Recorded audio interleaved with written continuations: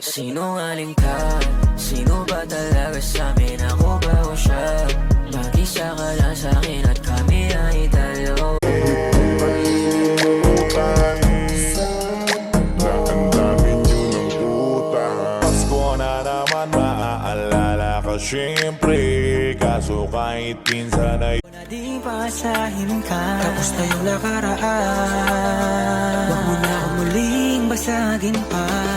Pero tawagan mo kapag hinahanap mo. Oh, I indicate thank you for the ice cream, so good. Wow, delicious strawberry.